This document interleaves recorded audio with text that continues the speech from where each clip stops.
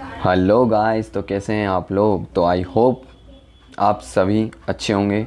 तो चलिए स्टार्ट करते हैं, हमारे इंडियन पॉलिटी की सीरीज़ को आगे बढ़ाते हैं। And let me repeat again, हम यहाँ पर क्या कर रहे हैं, इंडियन पॉलिटी की जो एम लक्ष्मीकांत सर हैं उनकी लेटेस्ट एडिशन जो हमें देखने को मिलती है, दैट इज़ 7th एडिशन। उसको क्या कर रहे हैं हम ग्रेटर डिटेल में अंडरस्टैंडिंग के साथ यहाँ कवर कर रहे हैं। ऑलरेडी हम 1 to 14 चैप्टर्स देख चुके हैं, जिनको हमने अराउंड 40 लेक्चर्स के अंदर डिटेल में कवर किया है विद एन एग्जाम्पल। अगर आपको कोई भी कन्फ्यूज़न हो इन 14 चैप्टर्स के अंदर, तो आप इसी चैनल्स को रिफ़र कर सकते हैं, जहाँ पे आपको सारे वीडियोस एक साथ अवेलेबल होंगे। ऑलराइट। और अभी जो हमारा चैप्टर प्रेजेंटली गोइंग ऑन है वो है चैप्टर 15, जिसका टाइटल था, हमने स्टार्ट किया था ऑलरेडी 2 to 3 लेक्चर्स देख चुके हैं हम इसके, जो कि था centre state relations. Last lectures में हमने बात की थी किस तरीके से कॉन्स्टिट्यूशन जो है वो सेंटर स्टेट जो है रिलेशंस को क्या करता है, प्रॉपरली डिफाइन करता है। क्या डोमेन होंगे सेंटर स्टेट रिलेशंस के। जनरली 3 डोमेन्स के अंदर डिस्कस किए जाते हैं ये सेंटर स्टेट रिलेशंस। फर्स्ट था लेजिस्लेटिव रिलेशंस, जो हम ग्रेटर डिटेल में ऑलरेडी देख चुके हैं, जो कि बात करते थे आर्टिकल 244 से लेके अराउंड 245 से लेके 255 पार्ट 11 के अंदर हमें देखने को मिलते हैं, जो हमने ग्रेटर डिटेल में ऑलरेडी देखे थे। कौन से, लेजिस्लेटिव रिलेशंस। और प्रेजेंटली आज जो हम देखने वाले हैं वो होने वाला है सेकंड डोमेन का, सेकंड कैटेगरीज के सेंटर स्टेट रिलेशंस, जो कि होने वाले हैं हमारे एडमिनिस्ट्रेटिव रिलेशंस। तो लेजिस्लेटिव रिलेशंस हम ऑलरेडी देख चुके हैं, और आज का जो हमारा लेक्चर्स होने वाला है, अगर आपको उसमें कोई भी कन्फ्यूज़न हो तो प्लीज़ रिफ़र करिए video lecture. Last video lectures आपको मिल जाएंगे इसी चैनल्स पे। ऑलराइट। तो हम सेकेंड टाइप ऑफ रिलेशंस की बात कर रहे हैं between the centre and the state, and that is the administrative relations. Now administrative relations क्या होता है, तो रिमेंबर एडमिनिस्ट्रेशंस का मतलब क्या होता है, एग्जीक्यूशंस। एडमिनिस्ट्रेटिव फंक्शंस का मतलब क्या होता है, एग्जीक्यूटिव फंक्शन। एग्जीक्यूटिव का मतलब क्या होता है, किसी चीज़ को इम्प्लीमेंट करना। तो भाई इम्प्लीमेंट करने के लिए क्या क्या मशीनरीज होगी, काउंसिल ऑफ मिनिस्टर्स होंगे, प्राइम मिनिस्टर्स होंगे, है ना, ये सारी मशीनरी होगी, both at the centre level पे होगी, स्टेट लेवल पे होगी। क्या क्या ऐसे हमें देखने को मिलते हैं रिलेशंस, जो कि एडमिनिस्ट्रेटिव रिलेशंस की बात करते हैं सेंटर स्टेट की, वो हम देखेंगे इस टॉपिक के अंदर। जो जनरली रिमेंबर यहाँ पे क्या चीज़ें होने वाली, जैसे लेजिस्लेटिव रिलेशंस में हमने देखी थी चीज़ें लॉ मेकिंग तक सीमित थी, क्योंकि लेजिस्लेचर्स का मतलब ही होता है लॉ मेकिंग। अब वो जो लॉ बना दिया गया है लेजिस्लेचर्स के द्वारा, उसको क्या करना होगा, इम्प्लीमेंट करना होगा, क्योंकि विदाउट बीइंग इम्प्लीमेंटेड उसका कोई मीनिंग होता नहीं है। इसीलिए जो लेजिस्लेचर्स हैं उन्होंने जो लॉज बनाए हैं उनको इम्प्लीमेंट करा जाता है एडमिनिस्ट्रेशंस के द्वारा। और एडमिनिस्ट्रेशंस को हम लोग क्या बोलते हैं, एग्जीक्यूशंस भी बोलते हैं, एग्जीक्यूटिव अथॉरिटीज़ भी कहते हैं। तो यहाँ पे हम सारी इम्प्लीमेंटिंग बॉडीज़ देखेंगे, कैसे सेंटर स्टेट्स के बीच में कौन कौन सी इम्प्लीमेंटिंग बॉडीज़ हो सकती है, किस तरीके के रिलेशन है between the centre state in the administrative domain के अंदर। ऑलराइट। तो आई होप आपको बेसिक कॉन्सेप्ट क्लियर हुआ होगा कि एडमिनिस्ट्रेटिव रिलेशंस है क्या, कि भाई सेंटर स्टेट ने जो लॉज बनाए हैं लेजिस्लेटिव रिलेशंस में जो हमने देखे थे, उसका इम्प्लीमेंटेशंस करने का पूरा सिस्टम है सेंटर स्टेट दोनों का, और दोनों के आपस में रिलेशंस क्या हैं, वो होंगे एडमिनिस्ट्रेटिव रिलेशंस। ऑलराइट। अब हम बात करते हैं कुछ कॉन्स्टिट्यूशनल प्रोविज़न के, कि भाई ये एडमिनिस्ट्रेटिव रिलेशंस जो हैं कहाँ दिए गए। फर्स्टली आर्टिकल 256 से लेके आर्टिकल 263 अगेन पार्ट 11 के अंदर हमें देखने को मिलते हैं एडमिनिस्ट्रेटिव रिलेशंस, या फिर इसको एग्जीक्यूटिव रिलेशंस भी बोलते हैं। जस्ट इसके आगे सेम पार्ट 11 के अंदर हमने देखे थे लेजिस्लेटिव रिलेशन लास्ट लेक्चर में, वो क्या थे, 245 से लेके 255 थे। लेजिस्लेटिव रिलेशन जस्ट उसके आगे से फॉरवर्ड से स्टार्ट होते हैं, 256 से 263 तक क्या है, एडमिनिस्ट्रेटिव रिलेशंस। ये कॉन्स्टिट्यूशनल प्रोविज़न हमें देखने को मिलते हैं, जो कि डील करते हैं administrative relations between the centre and state. In addition to that relations हो गया, there are the various other articles भी देखने को मिलते हैं जो सेम चीज़ों की बातें करते हैं। चलिए बात करते हैं हम। सबसे पहले बात करते हैं पहला डोमेन क्या होगा एडमिनिस्ट्रेटिव रिलेशंस का।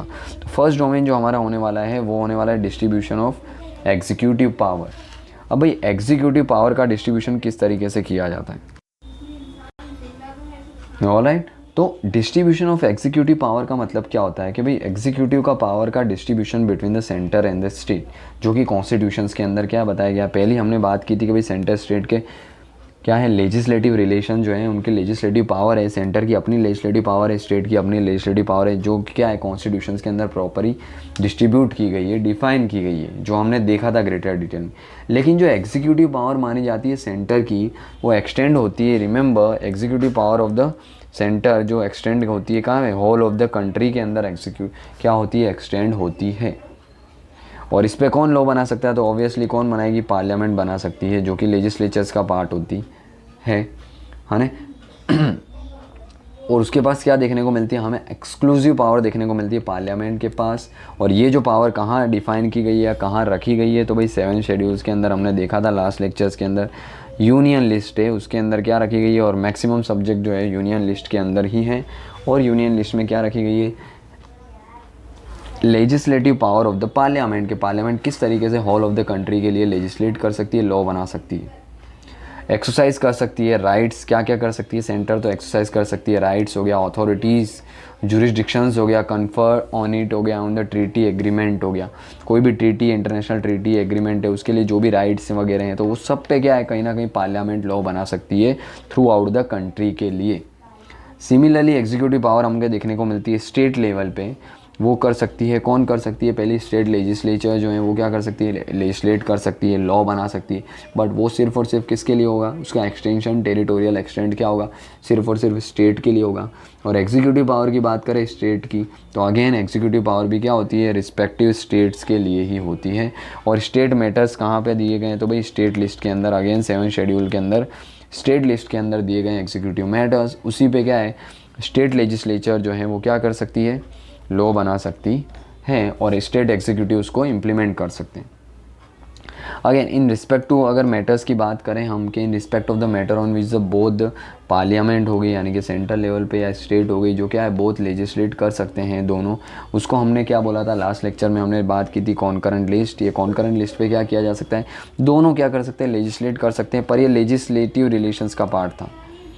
पर जब हम एग्जीक्यूशन की बात करते हैं, या एडमिनिस्ट्रेशन या एग्जीक्यूटिव पावर की बात करते हैं, तो रिमेंबर कि भाई जो एग्जीक्यूटिव पावर जो है वो स्टेट के पास ही रहती है। ये जो कॉन्करेंट लिस्ट की एग्जीक्यूटिव पावर है ना, एग्जीक्यूटिव पावर का मतलब क्या होता है, इम्प्लीमेंटिंग पावर, कि भाई चीज़ों को इम्प्लीमेंट करने के लिए, लागू करने की जो पावर है वो किसके पास रहती है, स्टेट के पास ही रहती है कॉन्करेंट लिस्ट में। रिमेंबर कॉन्करेंट लिस्ट में एग्जीक्यूटिव पावर किसके पास रहती है, स्टेट के पास रहती है, वो सेंटर के पास नहीं रहती है, accept when a constitutional provision or a parliamentary law specially confer it to the center।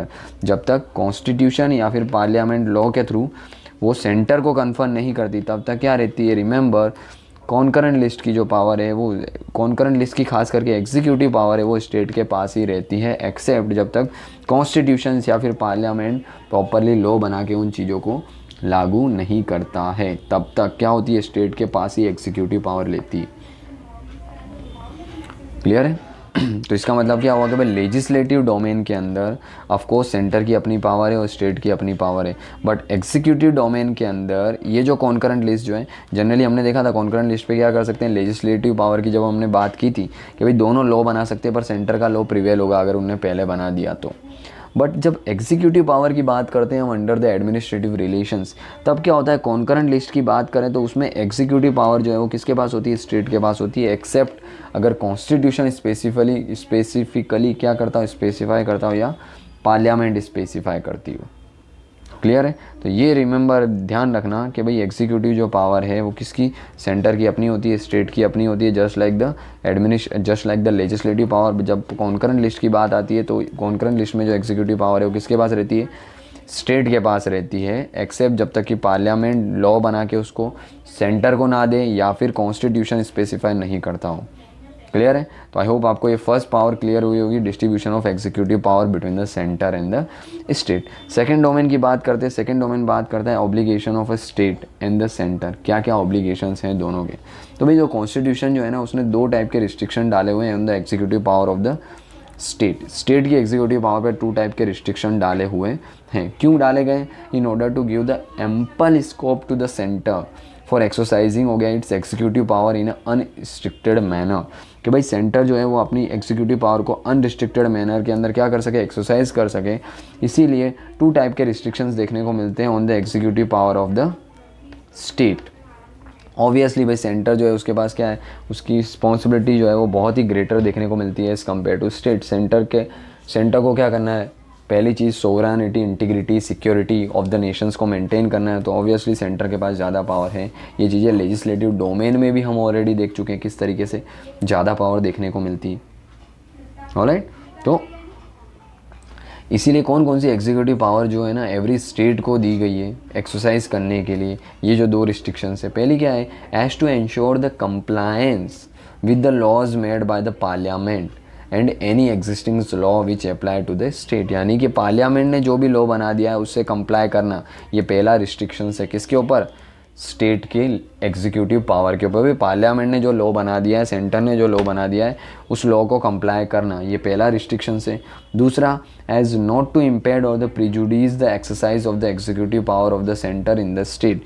Centre की जो भी एग्जीक्यूटिव पावर है कहीं ना कहीं स्टेट्स के अंदर भी होती है, तो वो पावर को क्या नहीं करना, प्रिजुडिस नहीं करना, यानी उसको वायलेट नहीं करना। उनकी पावर के अंदर जो सेंटर की पावर स्टेट्स के अंदर है, सेंटर की पावर स्टेट्स के अंदर मतलब, तो भाई ऑब्वियसली क्या है, हम बात करेंगे ऑल इंडियन सर्विसेज की। ऑल इंडियन सर्विसेज के अंदर क्या होता है, जो ऑफिसर्स होते हैं इंडियन एडमिनिस्ट्रेटिव सर्विस के, इंडियन पुलिस सर्विस के या फिर इंडियन फॉरेस्ट सर्विस के, ये ऑफिसर्स रिक्रूट किए जाते हैं और ट्रेन किए जाते हैं सेंटर्स के थ्रू, बट इनको क्या डिप्लॉय किया जाता है, पोस्ट किया जाता है स्टेट्स में। तो कहीं ना कहीं ये क्या है, इनका अल्टीमेट कंट्रोल तो किन के पास है, सेंटर के पास है। तो ये भी स्टेट्स के अंदर क्या हुआ, एक प्रीजुडिस हुए सेंटर की, तो इनकी पावर को कर्टेल नहीं किया जाए अननेसेसरी। तो ये भी क्या है, कहीं ना कहीं एग्जीक्यूटिव ऑफ द स्टेट जो है उनके ऊपर क्या देखने को मिलता है, रिस्ट्रिक्शंस देखने को मिलता है। तो ये 2 रिस्ट्रिक्शंस हमें कहाँ देखने को मिलते हैं, स्टेट एग्जीक्यूटिव के, जो कि सेंटर डालते हैं, सेंटर्स के रिस्ट्रिक्शंस है over the executive power of the state. First क्या था कि भाई कोई भी पार्लियामेंट ने लॉज बनाया उसको वायलेट नहीं करते होने चाहिए स्टेट के एग्जीक्यूटिव। सेकेंड कि भाई सेंटर की जो प्रिजुडिस है उनकी पावर जो है स्टेट्स के अंदर अवेलेबल है, उनके ऑफिसर्स है काम करने, जैसे इनकम टैक्स डिपार्टमेंट हो गया, बैंकिंग हो गया, उनकी पावर को भी कहीं ना कहीं चेंजेस नहीं करते होने चाहिए। ये 2 रिस्ट्रिक्शंस हमें देखने को मिलते हैं स्टेट एग्जीक्यूटिव पे of the centre. Clear. Farmer की बात करें, ये वाला जो है एक टाइप का क्या है, जनरल रिस्ट्रिक्शंस हम बोल सकते हैं, और सेकेंड वाला जो है ना वो क्या है, एक टाइप का स्पेसिफिक ऑब्लिगेशंस देखने को मिलता है on the power of a state executive. दोनों ही केस में अगर हम बात करें तो क्या होती है, executive power of the centre हो गया एक्सटेंड होती है to give of such directions to the state as are necessary for the purpose, यानी ज़रूरी है, इसीलिए क्या है, सेंटर की डायरेक्शंस देखने को मिलती है हमको over the state power. The sanctions behind this directions of the centre is coercive in nature देखने को मिलती है, यानी कि क्या होती है, ये जो डायरेक्शंस है वो क्या है, एक टाइप की कोअर्सिव पावर है। और आर्टिकल 365 हमें पता है क्या बात करता है कि भाई सेंटर की कोई भी डायरेक्शंस हैं, अगर स्टेट उसे फॉलो नहीं करता है, स्टेट फेल होता है उसको कंप्लाई करने में, तो क्या है, सेंटर जो है उसके पास पावर है, वो क्या कर सकता है, थ्रू द प्रेसिडेंट क्या किया जा सकता है, वहाँ पे प्रेसिडेंट रूल जो है वो इम्पोज किया जा सकता है। और प्रेसिडेंट रूल जो है इम्पोज होने के बाद क्या होती है, वहाँ की जो स्टेट गवर्नमेंट होती है, स्टेट एग्जीक्यूटिव होती है, कहीं ना कहीं क्या होती है, स्टेट की सारी पावर प्रेसिडेंट ऑफ इंडिया के हाथ में आ जाती है। तो ये चीज़ें भी की जा सकती है, किसके द्वारा, गवर्नर के द्वारा की जा सकती है। तो ये चीज़ें स्टेट के ऊपर क्या है, कहीं ना कहीं ऑब्लिगेशन है ऑफ द सेंटर हो गया कि उसे इन सब डोमेन्स के अंदर, ये 2 डोमेन में, एक तो भाई स्टेट को क्या करना है, पहली चीज़ सेंटर के जो भी पार्लियामेंट के लॉज हैं उसको वायलेट नहीं करना है स्टेट्स के अंदर, जो स्टेट्स के अंदर इम्प्लीमेंटेशंस के लॉज होंगे, यानी कि पार्लियामेंट ने कोई भी लॉ पास किया ऑब्वियसली वो पूरे कंट्रीज़ के अंदर होगा, तो एक पर्टिकुलर स्टेट में भी होगा, इसका मतलब है, तो उसका इन्फॉर्मेंट जो है ना उसका रिस्ट्रिक्शन नहीं होना चाहिए, ये भी एक ऑब्लिगेशन है स्टेट एग्जीक्यूटिव पे। दूसरा, जो भी प्रिजुडिस है, जो भी इंपॉर्टेंट काम है सेंटर गवर्नमेंट के, सेंटर एम्प्लॉयज़ है, सेंट्रल गवर्नमेंट के एम्प्लॉयज़ है जो स्टेट में काम कर रहे हैं, अंडर स्टेट गवर्नमेंट नहीं है, वो है सेंटर गवर्नमेंट के अंडर ही, पर काम कर रहे हैं स्टेट के अंदर, तो उनकी भी पावर को कहीं ना कहीं नहीं कर्टेल करना, ये भी क्या है, सेकेंड ऑब्लिगेशंस देखने को मिलता है on the state by the centre. Clear. इसके अलावा अगर हम बात करें थर्ड टाइप के रिलेशंस की बात करें, तो थर्ड टाइप्स क्या बात करते हैं, centre's directions to the state. अब सेंटर क्या कर सकता है, कुछ डोमेन के अंदर स्टेट को डायरेक्ट कर सकता है, जैसे कि सेंटर एम्पावर है to give the direction to the state in the various manner. जैसे कि हम बात करें the construction and the maintenance of the means of a communications, जैसे कि national and the military importance है, तो स्टेट्स को अगर डायरेक्शन दी गई तो स्टेट्स को वो चीज़ें इंपॉर्टेंट इंफ्रास्ट्रक्चर, कम्युनिकेशन इंफ्रास्ट्रक्चर जो कि जैसे कि कम्युनिकेशन लाइन्स हो गया, वॉकी टॉकीज़ हो गई, बातचीत करने का इंफ्रास्ट्रक्चर्स हो गया, टेली कम्युनिकेशन इंफ्रास्ट्रक्चर्स हो गया, डिफेंस के लिए या मिलिट्री के लिए इंपॉर्टेंस है तो स्टेट को बनाना ही पड़ेगा, सेंटर ने डायरेक्ट किया है तो। To measure to be taken to protection of the railway within the state, क्योंकि रेलवे हमें पता है क्या है, सेंटर सब्जेक्ट है और स्टेट्स के अंदर से भी रेलवे पास होती है, तो उसको प्रोटेक्ट करना ये भी कहीं ना कहीं क्या है, स्टेट के ऊपर ऑब्लिगेशन है, ऑफ द सेंटर का ऑब्लिगेशन है स्टेट के ऊपर। Provision for the adequate facility for the instructions हो गया of the mother tongue, mother tongue के अंदर जो है प्राइमरी स्टेज के एजुकेशंस को देना होगा स्टेट को, जब वो बात की गई हो लिंग्विस्टिक माइनॉरिटी की विद इन द स्टेट। हमने बात की थी लिंग्विस्टिक माइनॉरिटीज़ क्या होती है, वो वेरी करती है state to state. For example हम गुजरात की बात करें तो गुजरात के अंदर गुजराती के अलावा जितनी भी लिंग्विस्टिक कम्युनिटीज़ हैं वो क्या है, माइनॉरिटी है। तो गुजरात को इंश्योर करना होगा कि ये जो लिंग्विस्टिक माइनॉरिटीज़ के बच्चे हैं उनको प्राइमरी स्टेज में एटलीस्ट क्या हो, मदर टंग के अंदर एजुकेशन दिया जाए। ये भी सेंटर का डायरेक्शन हो सकता है स्टेट के ऊपर, और स्टेट क्या है उसके ऊपर ऑब्लिगेशंस है कि इसको मानना। साथ ही साथ शेड्यूल कास्ट जो है उनके वेलफेयर के लिए काम करना, स्पेसिफिक क्या है स्कीम बनाना, ये भी कहीं ना कहीं क्या देखने को मिलता है, स्टेट के ऊपर ऑब्लिगेशन देखने को मिलता है सेंटर का। और अगर ऐसी चीज़ इन चीज़ों का नहीं माना जाता, ये डायरेक्शंस को नहीं माना जा सकता है, तो अंडर हम जानते हैं आर्टिकल 365 क्या होता है, सेंटर के डायरेक्शंस का वायलेशंस किया स्टेट ने ऐसा माना जाता है और प्रेसिडेंट रूल लगाया जा सकता है अंडर आर्टिकल 356। डायरेक्शन फॉलो नहीं कर रहे हो, ये आर्टिकल का वायलेशंस हुआ, वो आर्टिकल होगा 365, और ये वायलेशंस पे आप अंडर 356 प्रेसिडेंट रूल लगाया जा सकता है। ये दोनों चीज़ों में क्लियर रखना, ऑलराइट। इसके बाद एक और डायरेक्शंस की बात करें, हम एक और रिलेशंस की बात करें जो एडमिनिस्ट्रेशन या फिर एग्जीक्यूटिव रिलेशंस की बात करते हैं, वो आता है म्यूचुअल डेलीगेशंस ऑफ फंक्शंस। किस तरीके से फंक्शंस का डेलीगेशंस हो सकता है between the centre and the state. तो देखिए the distributions of a legislative power between the centre and the state जो है ना, हम जानते हैं रिजिड है, रिजिड यानी कि प्रॉपर फिक्स है कि भाई लेजिस्लेटिव पावर के अंदर बात करें सेंटर की ये लेजिस्लेटिव पावर है, स्टेट की ये लेजिस्लेटिव पावर है, अलग अलग डोमेन में हमने देखा था। But on the other hand distribution of, जब हम एग्जीक्यूटिव पावर की बात करते हैं, डिस्ट्रीब्यूशन ऑफ एग्जीक्यूटिव पावर हो गया between the centre and state, तो वो जनरल फॉलो करती है डिस्ट्रीब्यूशन ऑफ लेजिस्लेटिव पावर, यानी लेजिस्लेटिव पावर से ही कहीं ना कहीं एग्जीक्यूटिव पावर भी निकल के आती है, क्योंकि लेजिस्लेचर्स के अंदर करते क्या है, तो भाई लॉ बनाते हैं, लॉ मेकिंग का काम है, और ये बना के किसको दिया जाता है, एग्जीक्यूटिव को, और एग्जीक्यूटिव क्या करते हैं उसको इम्प्लीमेंट करते हैं। तो हम बोल सकते हैं कहीं ना कहीं लेजिस्लेटिव पावर से ही एग्जीक्यूटिव पावर डिराइव की गई है, और लेजिस्लेटिव पावर तो क्या है, रिजिड है, ऑलराइट। लेकिन ये जो रिजिड डिवीज़न देखने को मिलते हैं इन द एग्जीक्यूटिव स्फीयर हो गया, में लीड टू ओकेशनल कॉन्फ्लिक्ट्स हो गया बिटवीन द टू। हो सकता है ना ये जो रिजिड पावर शेयर देखने को मिलता है लेजिस्लेचर डोमेन के अंदर, एग्जीक्यूटिव के अंदर भी ये चीज़ें हों, तो कहीं ना कहीं क्या हो सकता है, डिस्प्यूट हो सकता है, ऑफ कोर्स डिस्प्यूट हो सकता है between the centre and the state. इसीलिए क्या किया गया है, कॉन्स्टिट्यूशन ने प्रोवाइड किया है intergovernmental delegation of executive functions in order to mitigate the rigid and avoid a situation of a deadlock.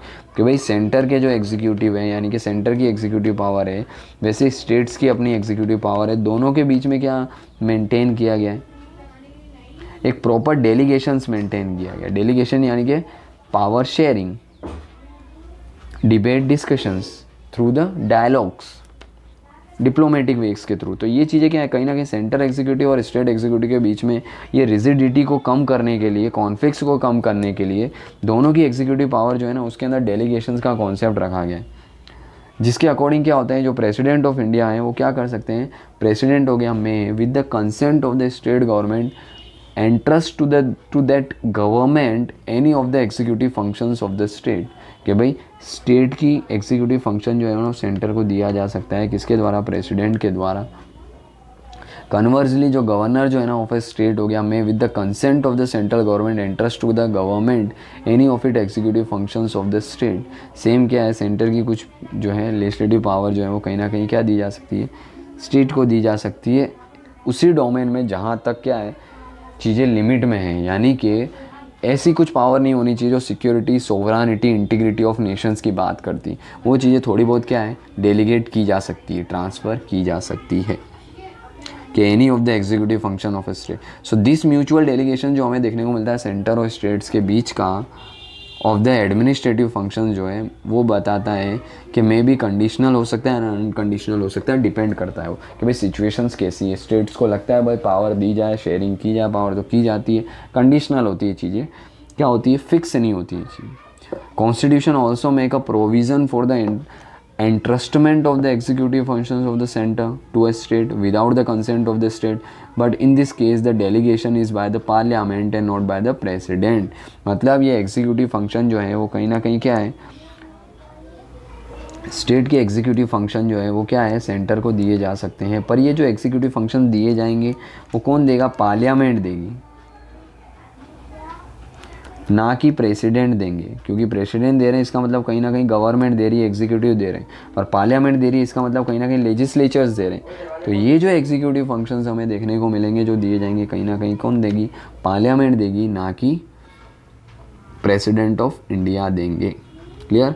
Notably the same thing can not be done हो गया बाय द स्टेट लेजिस्लेचर्स। मतलब thus a law made by the parliament on a subject of a union list can confer the power and the impose the duty on the state and authority of conferring to the power and the impositions of the duty by the center upon a state। तो ये चीज़ें क्या की जा सकती है कि भाई स्टेट की पावर, एग्जीक्यूटिव पावर कहीं ना कहीं सेंटर को दी जा सकती है, पर ये सिर्फ और सिर्फ पार्लियामेंट के हाथ में, ना कि प्रेसिडेंट के हाथ में।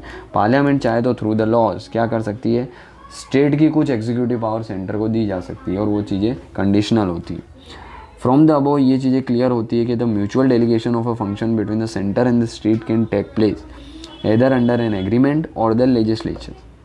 सेंटर जो है ना बोथ मेथड का यूज़ कर सकता है, यानी कि एग्रीमेंट करके भी क्या कर सकता है, स्टेट की पावर को ले सकता है, और साथ ही साथ क्या है, कोई लेजिस्लेचर्स बना के यानी कि कोई लॉ बना के भी स्टेट की पावर, एग्जीक्यूटिव पावर को चीज़ें ली जा सकती है। बट स्टेट जो है ना वो सिर्फ और सिर्फ एग्रीमेंट के थ्रू ले सकता है। स्टेट लेजिस्लेचर लॉ बना के सेंटर की पावर को नहीं ले सकती है। तो सेंटर के हाथ में डबल पावर है, पर स्टेट के हाथ में सिर्फ एग्रीमेंट वाली पावर है कि थ्रू एग्रीमेंट सेंटर के जो कुछ डोमेन है, एग्जीक्यूटिव डोमेन है, फंक्शंस हैं, इम्प्लीमेंटिंग फंक्शंस है, उसको स्टेट ले सकता है through agreement only, not by the legislatures. बाकी सेंटर जो है वो स्टेट के दोनों तरीके से एग्रीमेंट और लेजिस्लेचर यानी कि लॉ बना के भी चीज़ें ली जा सकती।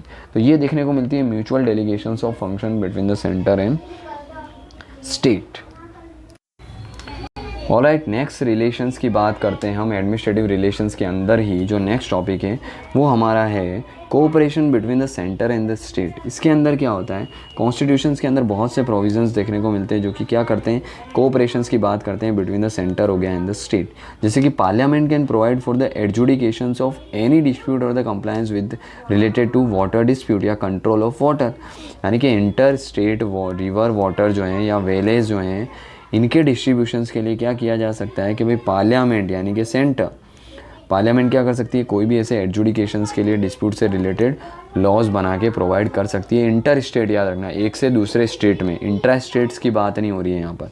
सेकेंड, अगर हम बात करते हैं कि प्रेसिडेंट कैन एस्टेब्लाइज हो गया under article 263, inter state council establish कर सकता है, जो क्या करेगी, इन्वेस्टिगेट करेगी, डिस्कस करेगी subject of the common interest between the centre and the state.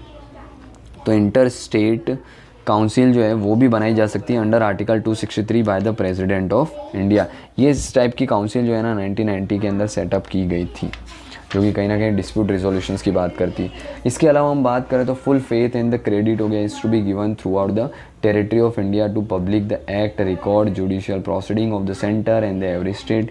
ये चीज़ें भी कहीं ना कहीं क्या है, full faith and the credit provide की जा सकती है throughout the territory of India. कोई भी एक्ट है उसको इम्प्लीमेंट करना है, रिकॉर्ड्स है उसको बताना है, जुडिशियल प्रोसीडिंग है, जुडिशियल जजमेंट है सेंटर का जो कि हर एक स्टेट पे लागू होगा। तो क्या है, कहीं ना कहीं थ्रू आउट द कंट्री चीज़ें पॉसिबल है। इसके अलावा parliament can appoint an appropriate authority to carry out the purpose of the constitutional provision related to the interstate freedom of the trade, commerce and intercourses, यानी कि trade, commerce, inter courses के लिए कहीं ना कहीं क्या है, centre यानी कि पार्लियामेंट जो है रूल्स, लॉज, रेगुलेशंस, अथॉरिटी जो है बना सकती है। तो ये कुछ हमें देखने को मिलते हैं cooperation between the centre and state के डोमेन के अंदर रिलेशन। इसके अलावा अगर हम बात करें ऑल इंडियन सर्विसेज की, तो ऑल इंडियन सर्विसेज हमें पता है कि भाई इंडिया की बात करें, हम ऑल इंडियन सर्विसेज की बात करें तो हमें पता है कि भाई अदर फेडरल फेडरेशंस की अगर बात करें तो ऑल इंडियन सर्विसेज क्या करती है, एक टाइप के फेडरलिज्म के कॉन्सेप्ट को वीक बनाती है। फेडरलिज्म का मतलब क्या होता है भाई, सेंटर की अपनी पावर है, स्टेट की अपनी पावर है, डिस्ट्रीब्यूशन ऑफ पावर देखने को मिलती है between the centre and the state. पर ऑल इंडियन सर्विसेज करती क्या है, हम जानते हैं कि भाई स्टेट की अपनी स्टेट पब्लिक सर्विस कमीशंस देखने को मिलता है, जो क्या करता है, स्टेट सर्विसेज के लिए रिक्रूट करता है। यूनियन की अपनी यूनियन पब्लिक सर्विस कमीशन देखती है, जो क्या है, सेंट्रल सर्विसेज के लिए रिक्रूट करती है। पर दोनों सर्विसेज के बीच में एक सुप्रीम सर्विस देखने को मिलती है, जो कि हाईएस्ट टॉप लेवल के जो ऑफिशियल्स होते हैं गवर्नमेंट ब्यूरोक्रेसी के अंदर, उनके लिए ये पोजीशंस होती है, जो है ऑल इंडियन सर्विसेज। हमें पता है इंडिया के अंदर 3 ऑल इंडियन सर्विसेज देखने को मिलती है, आईएएस, आईपीएस और इंडियन फॉरेस्ट सर्विस। ये 3 ऑल इंडियन सर्विसेज देखने को मिलती है, जो कि कहीं ना कहीं क्या है, फेडरलिज्म के कॉन्सेप्ट को क्या करती है, वायलेट करती है। बट नेवरदलेस ये जो सर्विस जो है वो कंट्रोल क्या की जाती है, जनरली क्या होती है, कंट्रोल है, जॉइंटली कंट्रोल की जाती है बाय द सेंटर हो गया इन the state. But ultimately control कहीं ना कहीं इसका क्या होता है, सेंटर का ही होता है। जबकि इमीडिएट कंट्रोल जो होता है, जैसे कि ट्रांसफ़र करना, उनके पे स्केल के अंदर थोड़े बहुत चेंजेस करना, वो किसके हाथ में होती है, स्टेट के हाथ में होती है। तो कहीं ना कहीं क्या ये ऑल इंडियन सर्विसेज भी हमने देखने को मिलती है कि एग्जीक्यूटिव डोमेन का, एग्जीक्यूटिव रिलेशन का ही पार्ट है, जो कहीं ना कहीं क्या कर रहे हैं, लेजिस्लेचर ने जो भी क्या बनाया, लॉज बनाया, उसको इम्प्लीमेंट करने का काम कर रहे हैं। अगर कुछ हिस्ट्री की बात करें हम ये ऑल इंडियन सर्विसेज के, तो भाई 1947 के जो अंदर थी, इसको इंडियन सिविल सर्विसेज बोला जाता था, है ना। फिर इसको चेंज किया गया इंडियन एडमिनिस्ट्रेटिव सर्विसेज के अंदर, और इंडियन पुलिस सर्विस जो है, इंडियन पुलिस को इंडियन पुलिस सर्विसेज के थ्रू चेंज किया गया। इंडियन पुलिस कहा जाता था पहले, फिर इंडियन पुलिस सर्विसेज के अंदर चेंज किया। और कॉन्स्टिट्यूशंस भी इसको कहीं ना कहीं क्या करता है, रिकॉग्नाइज करता है under the various article all Indian services को। इसके बाद बात करें हम 1966, तो उसके अंदर एक और ऑल इंडियन सर्विसेज जोड़ी गई, जो कि थी इंडियन फॉरेस्ट सर्विसेज, और ये जो है क्रिएट की गई as a third all Indian services under article 312। इसके अलावा हम बात करें इन तीनों सर्विसेज के लिए क्या है, द कॉन्स्टिट्यूशन ऑथोराइज करता है पार्लियामेंट को to create the new all Indian services. अगर बनानी है तो भाई पार्लियामेंट के हाथ में पावर देखने को मिलती है, रिमेंबर। बट स्पेशल मेजोरिटी के थ्रू जो रिजोल्यूशन पास करना होगा वो क्या है, राज्यसभा को पास करना होगा। Each of this 3 all Indian services की बात कर रहे हैं, irrespective of their division among the different state. एक टाइप की क्या, एक सिंगल सर्विस है with the common rights in the statute and uniform scale of a पे थ्रू आउट द कंट्री देखने को मिलता है इन सर्विसेज का, रिमेंबर। अभी ऑल इंडियन सर्विसेज जो है ना, वो वायलेट करती है प्रिंसिपल ऑफ फेडरलिज्म, कहीं ना कहीं वो हमने बात की अंडर द कॉन्स्टिट्यूशन। किस तरीके से, by restricting the autonomy and the patronage of कहीं ना कहीं स्टेट। क्योंकि कहीं ना कहीं ये लोग हैं ना, फुल्ली अल्टीमेट रिस्पॉन्सिबल तो होते हैं सेंटर के ही, क्योंकि सेंटर ने इनको रिक्रूट किया, सेंटर ने इनको ट्रेन किया, भले इनको डिप्लॉय किया गया स्टेट में, पर स्टेट के जो सर्विसेज हैं, स्टेट की जो अपनी सिविल सर्विसेज है, कहीं ना कहीं क्या है, उनकी जो हाईएस्ट पोस्ट है स्टेट की, उस पर जाके ऑल इंडियन सर्विसेज के ऑफिसर्स बेच रहे हैं। इसीलिए हम बोलते हैं कहीं ना कहीं ये क्या है, फेडरलिज्म के कॉन्सेप्ट को ब्रेक करते हैं। They are suppose to be on the ground that क्या करते होने चाहिए, क्या क्या इनका रोल होना चाहिए। पहली चीज़ है, they help in maintaining the high standard of administration in the centre as well as in state. High standard of administration, साथ ही साथ हेल्प करते हैं to ensure the uniformity of the administrative system throughout the country, क्योंकि overall country के अंदर ये लोग डिप्लॉय किए जाते हैं अलग अलग कंट्री। तो भाई एडमिनिस्ट्रेशन जो है ना, वो यूनिफॉर्मली लेके चलना, ये भी कहीं ना कहीं क्या है, इन्हीं का फंक्शन है। They facilitate the liaison in the cooperation coordination in the joint actions on the issues of a common interest between the centre and state. तो भाई सेंटर एंड स्टेट के जो कॉमन सिस्टम है, कॉमन ऑब्जेक्टिव्स हैं, उनको fulfil कहीं ना कहीं ये क्या करते हैं, ऑल इंडियन सर्विसेज के अधिकारी करते हैं। डॉक्टर भीमराव अंबेडकर की बात करें तो उन्होंने कॉन्स्टिट्यूशनल असेंबली के अंदर क्या कहा था, ये ऑल इंडियन सर्विसेज को जस्टिफाई करते हुए उन्होंने क्या कहा था कि भाई ड्यूअल पॉलिटी हमें देखने को मिलती है जनरली फेडरल सिस्टम के अंदर, और जितने भी फेडरेशन होते हैं जनरली क्या होते हैं, उनकी सेंट्रल लेवल पे अपनी सेंट्रल सर्विसेज होती है, स्टेट लेवल पे अपनी स्टेट सर्विसेज होती है। बट कहीं ना कहीं जो है ना, इन दोनों की जॉइंट सर्विसेज जिसको ऑल इंडियन सर्विसेज है, उसकी रिक्वायरमेंट होती है। क्यों? क्योंकि स्ट्रेटेजिक पॉइंट ऑफ व्यू से जो है ये मेंटेन करना हायर स्टैंडर्ड ऑफ एडमिनिस्ट्रेशन, वो कहीं ना कहीं क्या करेगी, एक कॉमन सर्विस करेगी जिसको बोला जाएगा ऑल इंडियन सर्विसेज। ये जो ऑल इंडियन सर्विसेज है ये रिक्रूट किए जाएंगे ऑन ऑल इंडिया बेसिस के ऊपर, कॉमन क्वालिफिकेशंस होगी इनकी with the uniform scale of पे होगा, and the member of which alone could be appointed हो गया टू दोज स्ट्रेटेजिक पोस्ट हो गया थ्रू आउट द यूनियन। तो ये इम्पोर्टेंस के लिए एक strategic form of point of view से स्ट्रेटेजिक स्टैंडर्ड मेंटेन करने के लिए एडमिनिस्ट्रेशंस के अंदर ये ऑल इंडियन सर्विसेज जो है इनकी रिक्वायरमेंट है। तो ऐसा भीमराव अंबेडकर ने क्या किया था, जस्टिफाई किया था ऑल इंडियन सर्विसेज को, क्योंकि ऑब्वियसली जब कॉन्स्टिट्यूशन असेंबली के अंदर चीज़ें डिस्कस की जा रही थी तो ये चीज़ें थी कि भाई कहीं ना कहीं क्या है, ये ऑल इंडियन सर्विसेज नहीं होनी चाहिए, स्टेट को ऑटोनॉमी दो क्योंकि फेडरल सिस्टम फॉलो कर रहे हैं। पर हाँ, इसकी रिक्वायरमेंट है कहीं ना कहीं, जो भीमराव अंबेडकर ने भी जस्टिफाई किया था और सरदार पटेल ने भी कहीं ना कहीं क्या है इसको सपोर्ट किया था, और उन्होंने तो स्टील फ्रेम ऑफ इंडिया कहा था ऑल इंडियन सर्विसेज को। इसके अलावा अगर हम नेक्स्ट डोमेन की बात करें तो हमें देखने को मिलता है public service commission. Public service commission क्या होता है, तो हमें पता है पब्लिक सर्विस कमीशन क्या होते हैं, जो क्या है डिफरेंट सिविल सर्विसेज हो गया at the central level, the state level पे क्या करते हैं, रिक्रूट करते हैं। यहाँ पे क्या क्या होता है, अगर चेयरमैन की बात करें, chairman in the member of the state public service commission की बात करें, वो कौन अपॉइंट करता है इनको, तो भाई स्टेट का गवर्नर करता है, क्योंकि state public service commission. But इनको रिमूव करने के लिए प्रेसिडेंट ऑफ इंडिया की रिक्वायरमेंट होती है। Remember, state public service commission. Joint public service commission की बात करें, अगर रिक्वेस्ट किया जाता है 2 या मोर स्टेट से यूपीएससी को, या 2 या 2 से ज़्यादा स्टेट जो है उनके लेजिस्लेचर रिक्वेस्ट करते हैं यूपीएससी को जॉइंट सर्विस पब्लिक कमीशंस के लिए, या फिर पार्लियामेंट को, तो कहीं ना कहीं पार्लियामेंट क्या कर सकती है, joint state public service commission जो है ना उसको अपॉइंट कर सकती है by the means of president. इसके अलावा यूपीएससी की हम बात करें तो serve the need of a state on the request of the state governor and with the approval of the president हो गया। यूपीएससी भी कहीं ना कहीं क्या कर सकती है, स्टेट के public service commission state services को सर्व कर सकती है, अगर स्टेट ने रिक्वेस्ट किया और प्रेसिडेंट ने अलाउ किया तो। यूपीएससी जो है वो असिस्ट करती है स्टेट को when the requested by 2 or more state in the framing and operating the scheme for the joint recruitment for the any service for which the candidate possessing the special qualifications are require.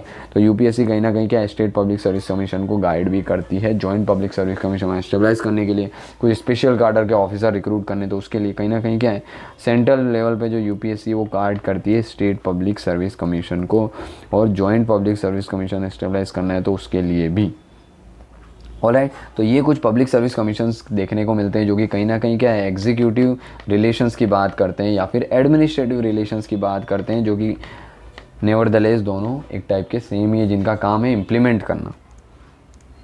इसके अलावा अगर next domain की बात करते हो integrated judiciary, हमें पता है हमारे लेजिस्लेटिव हमारे फेडरल सिस्टम के अंदर सेंटर जो है वो अलग देखने को मिलता है, स्टेट जो है वो अलग देखने को मिलता है। स्टेट्स के अंदर भी लेजिस्लेचर्स अलग काम करते हैं, लॉ मेकिंग का काम करते हैं, एग्जीक्यूटिव जो है उसको इम्प्लीमेंट करने का काम करते हैं, पर दोनों क्या है कहीं ना कहीं दोनों अपने एक सेपरेट डोमेन में काम करते हैं। पर थर्ड जो ऑर्गन्स ऑफ द स्टेट है दैट इज़ जुडिशरी, वो हमें देखने को मिलती है integrated. Highest court of appeal हमें सुप्रीम कोर्ट देखने को मिलती है, जो कि देश के लेवल पे एंटायर कंट्री के लेवल पे लॉ मेकिंग का काम करते हैं, लॉ मेकिंग का नहीं, लॉ के फंडामेंटल राइट के प्रोटेक्शन का, और लॉ जो है वो कॉन्स्टिट्यूशनली ओके है, वैलिड है कि नहीं, वो चेक करने का काम करते हैं। इन्हीं के सब ऑर्डिनेट देखने को मिलती है हमको हाई कोर्ट, और हाई कोर्ट के सब ऑर्डिनेट सुप्रीम कोर्ट के जजमेंट जो होते हैं वो हाई कोर्ट पे बाइंडिंग होते हैं। इसके अलावा इनके नीचे सब ऑर्डिनेट कोर्ट्स भी हमें देखने को मिलती है, जैसे कि डिस्ट्रिक्ट कोर्ट हो गई जो कि क्या है सिविल मैटर्स से रिलेटेड है, देखती है केसेस।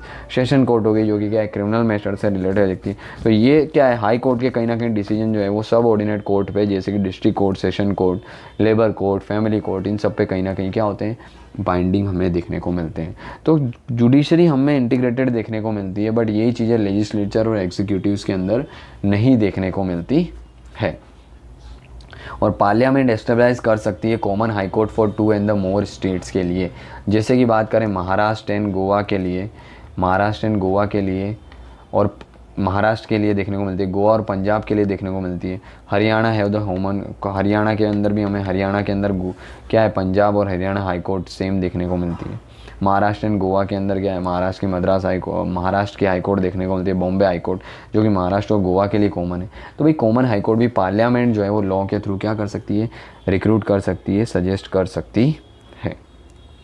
इसके अलावा हम बात करें रिलेशन ड्यूरिंग द इमरजेंसीज, तो रिलेशन ड्यूरिंग द इमरजेंसीज की हम एक काम करते हैं, यहाँ से हम क्या करते हैं नेक्स्ट लेक्चर्स के अंदर डिस्कस करते हैं। हमारे 2 to 3 पॉइंट्स रह गए हैं एडमिनिस्ट्रेटिव रिलेशंस के, नेक्स्ट लेक्चर में हम उसको कंप्लीट करके साथ ही साथ फाइनेंशियल रिलेशंस की ओर बढ़ेंगे, जो कि क्या होंगे आपके लास्ट टाइप के रिलेशंस होंगे, थर्ड टाइप के रिलेशन। ऑलराइट, तो आई होप आपको चीज़ों को समझ में आया होगा एडमिनिस्ट्रेटिव रिलेशंस पता चले होंगे। जनरली एडमिनिस्ट्रेटिव रिलेशंस के अंदर हमने क्या देखा कि भाई distribution of executive power, obligations of the state and the centre, centre's directions to the state, mutual delegations of the function, cooperation between the centre and the state.